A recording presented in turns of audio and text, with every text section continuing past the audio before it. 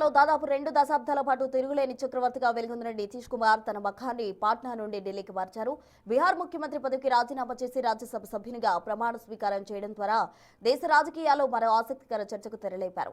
పల్టీరామ్ అని విమర్శలు వచ్చినా సుశాసన్ బాబుగా గుర్తింపు పొందిన నితీష్ కుమార్ తీసుకున్న ఈ తాజా డెసిషన్ వెనుక లోతైన రాజకీయ వ్యూహాలున్నాయని విశ్లేషకులు భావిస్తున్నారు.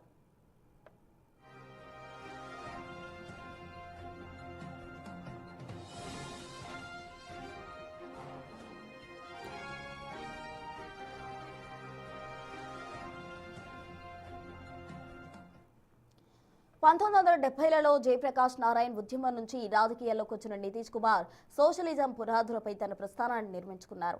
2005లో లాలూ ప్రసాద్ యాదవ్ జంగల్ రాజ్కు చరమగీతం పాడుతూ సీఎం పీఠం అధిష్ఠించిన ఆయన అప్పటి నుండి బీహార్ ముఖ చిత్రాన్ని మార్చేశారు. రోడ్లు, విద్యుత్, మహిళలకు సైకిళ్లు, మద్యపాన నిషేధం వంటి విప్లవాత్మక నిర్ణయాలతో పాలనలో తనదైన ముద్ర వేశారు. తన పార్టీకి ఎన్ని తక్కువ సీట్లు వచ్చినా పొత్తులతో ముఖ్యమంత్రి పీఠం మాత్రం తన వద్దే ఉండేలా చక్రం తిప్పడం నితీష్కే చెల్లింది.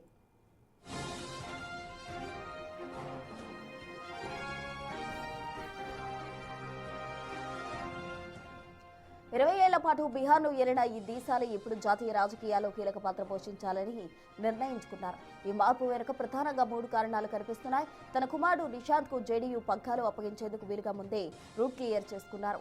ఎన్డీఏ కూటమిలో ఉంటూ కేంద్ర స్థాయిలో తన మార్కు చూపించాలని భావిస్తున్నారు. బీహార్లో మారుతున్న రాజకీయ పరిస్థితుల దృష్ట్యా పట్టు కోల్పోకు ముందే గౌరవప్రదంగా కేంద్రానికి వెళ్లడం మంచిదనే ప్రణాళికలో భాగంగా హస్తిన వైపు చూశారు.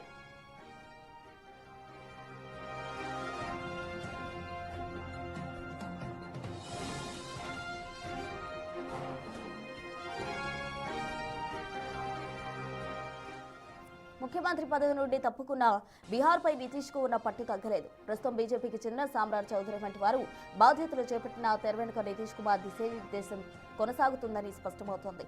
ముఖ్యంగా 2026 మార్చిలో ఆయన చేపట్టిన సమృద్ధి యాత్ర ద్వారా ప్రకటించిన విజన్ 2.0 పథకం తాను ఢిల్లీలో ఉన్నా తన మనసంతా బీహార్తోనే ఉంటుందని చెప్పుకనే చెప్తోంది.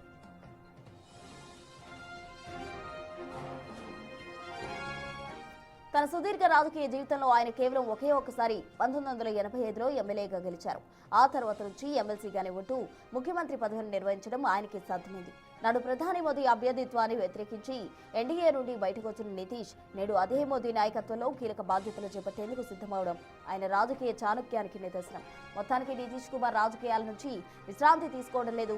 తన సామ్రాజ్యాన్ని కాపాడుకుంటూనే తన ఉనికిని జాతీయ స్థాయికి విస్తరిస్తున్నారు. పాట్నా చాణక్యుడు ఎక్కువై ఢిల్లీ వేదికగా ఎలాంటి చక్రం తిప్పుతారో వేచి చూడాలి.